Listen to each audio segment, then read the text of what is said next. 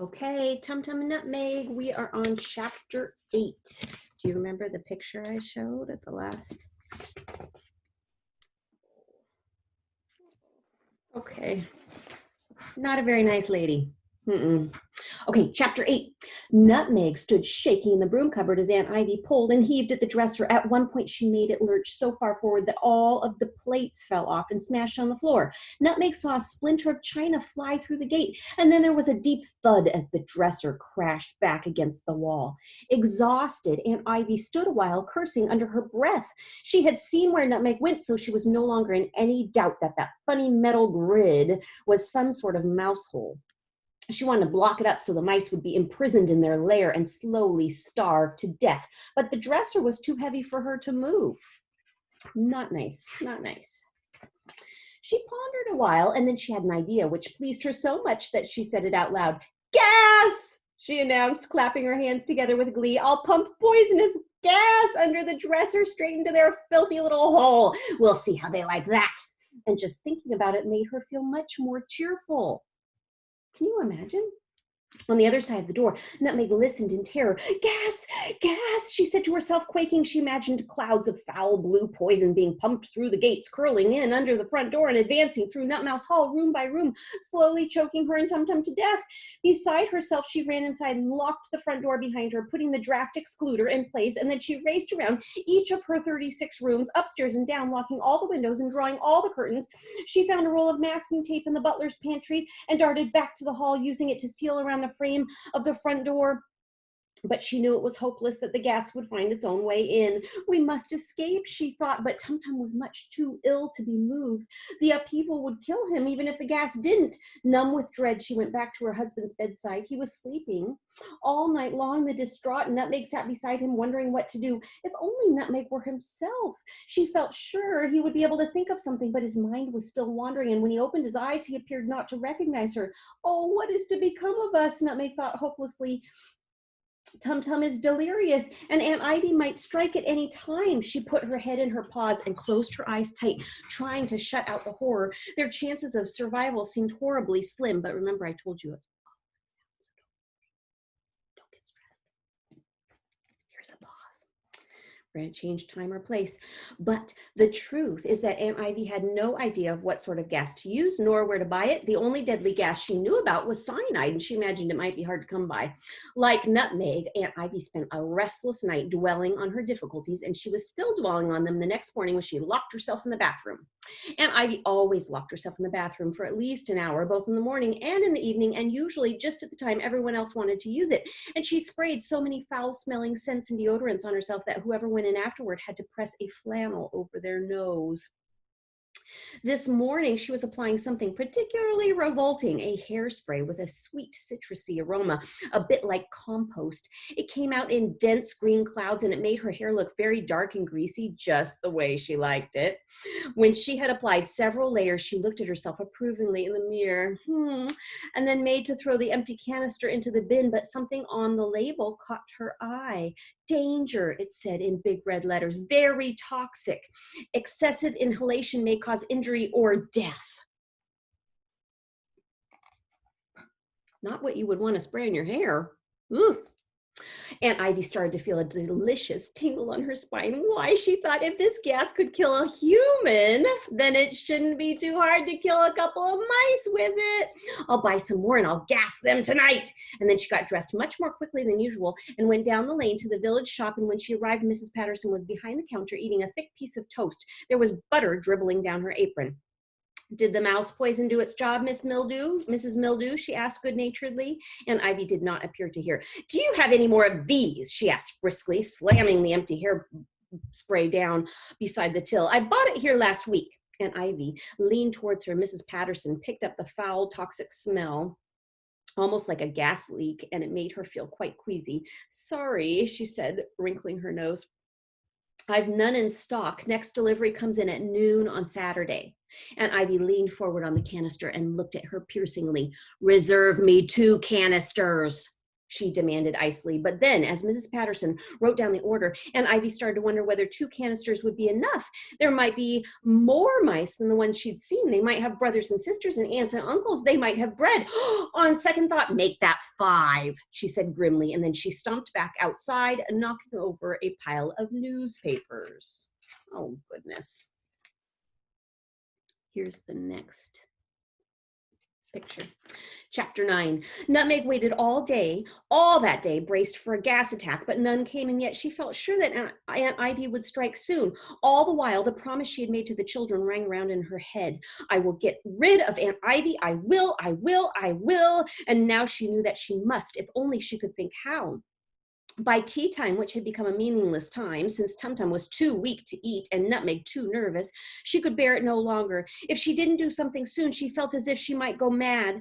Oh, Tumtum, we can't sit here waiting to be gassed by that dreadful woman, she said, anxiously rearranging his blankets. He was sleeping and much too ill to follow what she was saying, but talking out loud made her feel all the better, just the same. We must get rid of her. Oh, I just wish I knew how. As Nutmeg was musing, Tumtum slowly raised one eyelid and then another, and then he turned his hollow face towards her. His eyes were sunken deep in their sockets.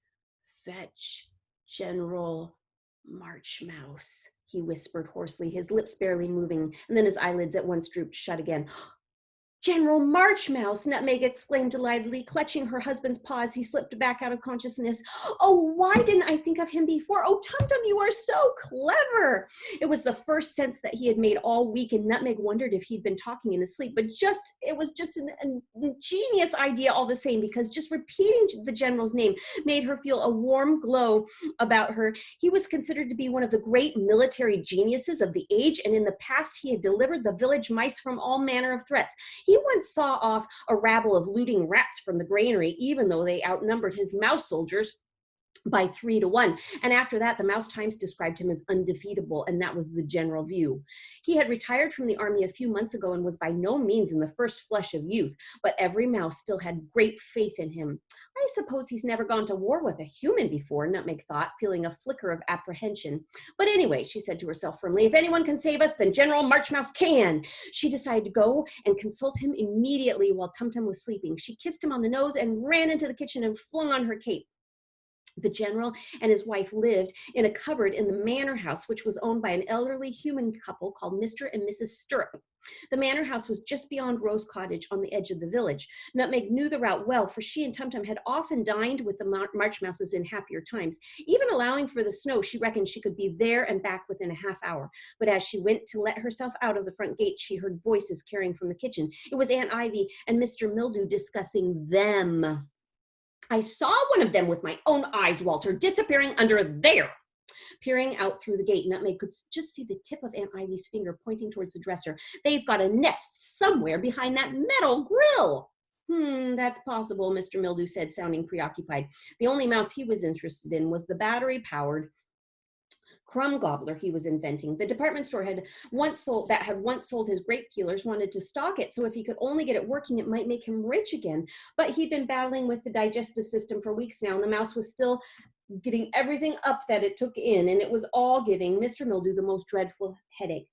Can't you help me move the dresser, Walter, so I can get a closer look? Ivy whined. Nutmeg stood behind the broom cupboard door, holding her breath. No, Ivy, Mr. Mildew replied firmly. That dresser weighs a ton. It hasn't been moved for years, and I'm not going to break my back just because you think you've seen a couple of mice wearing aprons.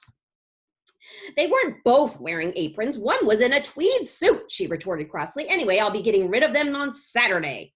Oh, will you? Mr. Mildew said vaguely. Yes, she replied mysteriously. Saturday at noon, when my gas supplies arrive. Oh, really, Ivy, Mr. Mildew said, picking up his cup of coffee and making for the door. I've never heard such nonsense. I'm going to wipe them out with toxic hairspray, she called after him as he went upstairs. One whiff of that and they'll choke instantly. Mr. Mildew was no longer listening, but Nutmeg had heard every word. Saturday at noon, she thought, her pulse racing. That's the day after tomorrow. She let herself out of the gates and then belted across the kitchen floor while Aunt Ivy's back was turned, reckless with urgency. There she is, racing across the snow to get to the Marchmouse house.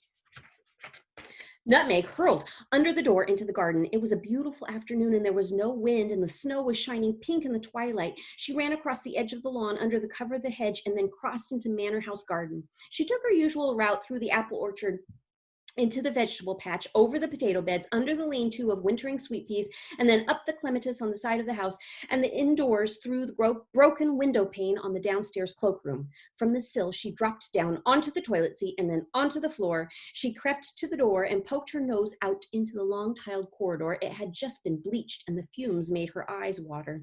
The door to the kitchen opposite was ajar, and she could see the two Manor House Labradors, that's a type of dog, right, curled up asleep in their basket. When General Marchmouse had first moved in, the dogs had been notoriously ill-mannered and had growled and snapped at the General's dinner guests. But the General had bashed both dogs on the nose with his rifle, and now they were said to be more docile, kind of gentle. Even so, the sight of them made Nutmeg uneasy, so she tiptoed past the kitchen door and then ran down the corridor as fast as she could, skiddling and scuttling on the polished tiles until she finally came to the gun room. Oh, it's like a cupboard, an old cupboard that they used to store things in, which was the last door on the right. The cupboard was a handsome oak chest, nearly 6 feet tall. It was empty now, so the Marchmouses had the whole cupboard to themselves. Thank goodness they're home, Nutmeg thought, seeing light from inside glinting out of the keyhole. She crept around to the back of the cupboard where the Marchmouses had carved out their front door. It was the General who opened it, wearing a blue and white striped apron. He was holding a rolling pin and looking flustered. His face was red and his whiskers were covered with flour. "Mrs. Nutmouse," he said delightedly. Come in, what a nice surprise." He drew her into the hall. There were spears and shields hanging on the wall, and above the fire there was a glass cabinet containing a stuffed cockroach that the General had shot himself. He propelled her through the kitchen where his wife was whisking eggs. She looked flustered too. "We're expecting 11 of my brother officers for dinner," the General explained importantly, "and I'm in command of the fish pie." There's Nutmeg and General Marchmouse and Mrs. Marchmouse, and they are cooking, and you can see the stuffed cockroach.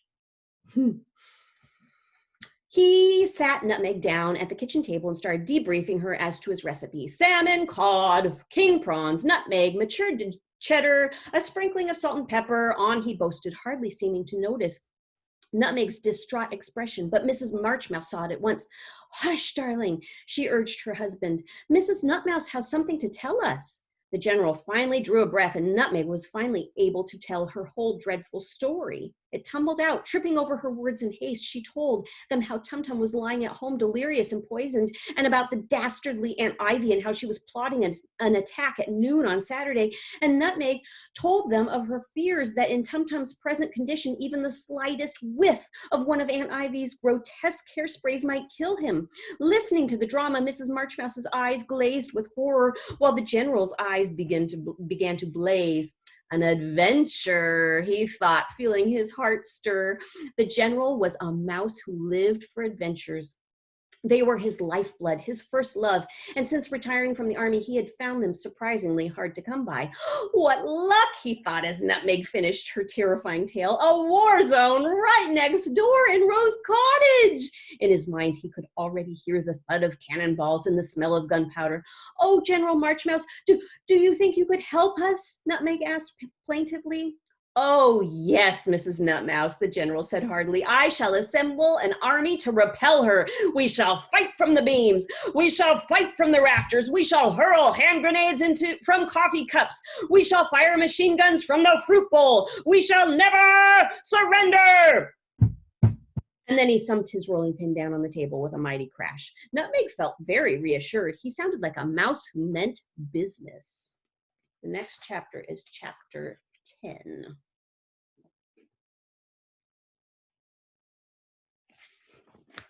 Okay, see you soon.